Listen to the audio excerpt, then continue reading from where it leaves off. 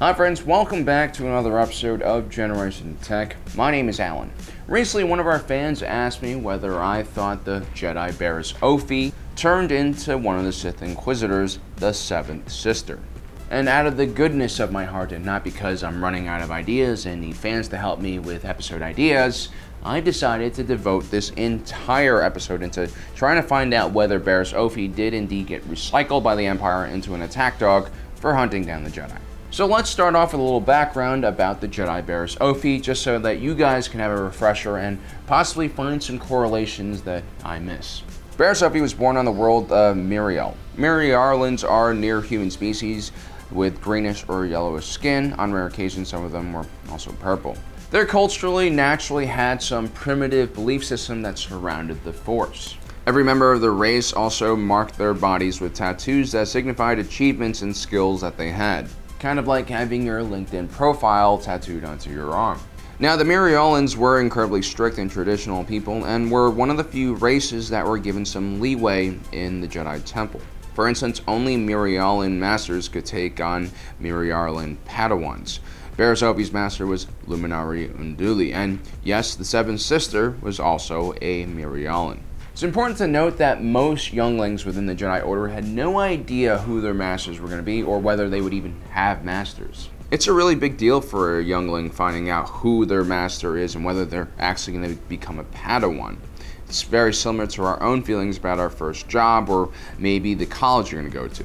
And it was a very competitive process. Not all younglings were chosen, only the best. And who became your master is really important because this would be a very intimate one-on-one training that could last for the next decade. And who your master is will heavily dictate what kind of tasks and missions you will face and what kind of skills and roles you will take. For Barriss Offee, of course, everything was set up already, so you knew from day one that the other Miriolan in the Order would most likely train her, and that was that. No sense of mystery and no ability to control her own future. While Master Luminara was not a bad master, she was relatively cold and rigid with Barriss Offee. Miriolan culture was quite collective and focused a lot on obedience. When Luminara and Barriss Offee arrived to aid Skywalker and Ahsoka Tano during the second battle of Geonosis, we see a very stark difference between these two pairs of Jedi. Anakin's relationship with Ahsoka is rooted in passion, love, and feelings. The two also rarely planned their missions and focused more on following their instincts and adapting to the situation at hand. Now, the four Jedi's mission was to infiltrate a Geonosian weapons factory. Barriss Offee had been tasked with memorizing the entire underground tunnel network used by the workers there. Although things seemed to go quite well, when a crucial part of the mission, a small bomb they brought with them, is stolen by the enemy, Barriss panics and is unsure what to do. This, of course, is where Ahsoka in her training shines, and she teaches Barriss how to improvise. Of course, that means bringing down the entire factory on top of themselves and hoping the Republic forces arrive in time to dig them out. But while they're slowly suffocating from a lack of oxygen, Barriss Offee, for the first time, is confronted with the possibility that her very rigid upbringing might have some weaknesses.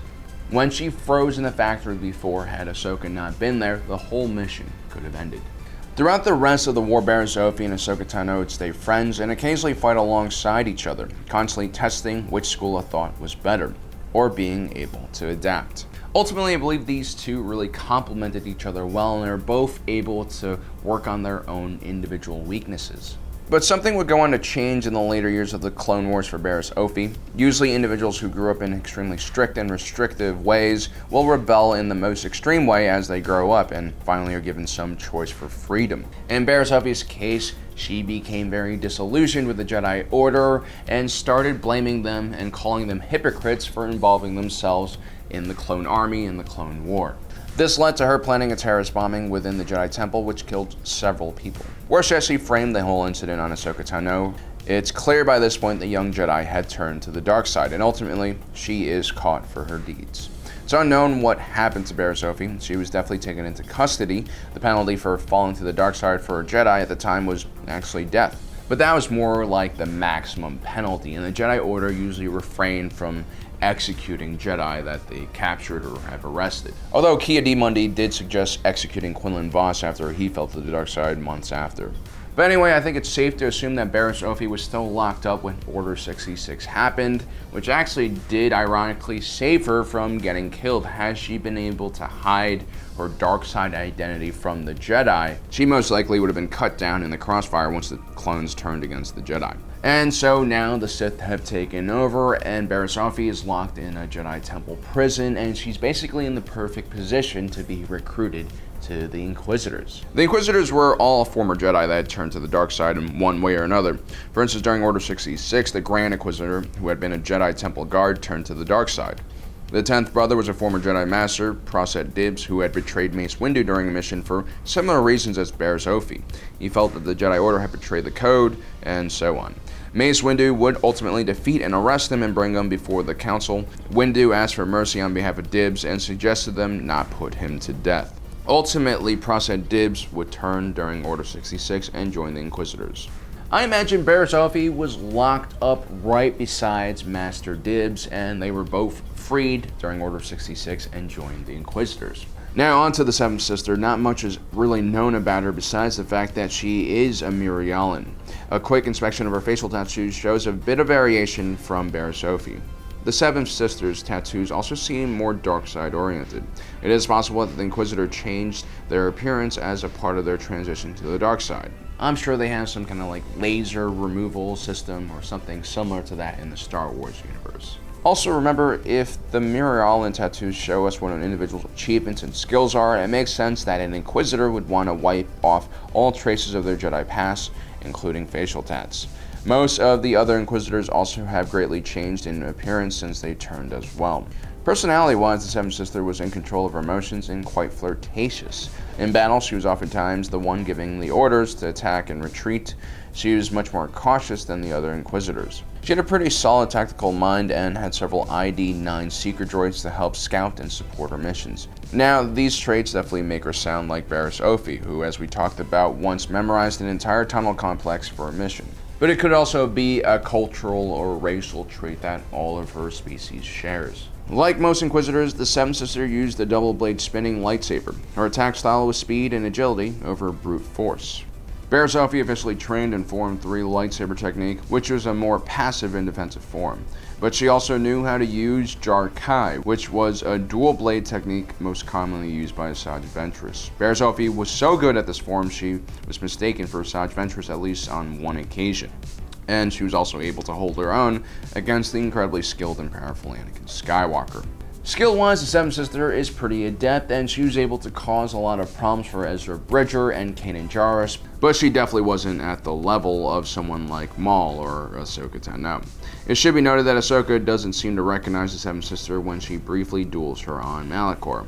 But that could also be because her old rival Maul appeared out of nowhere.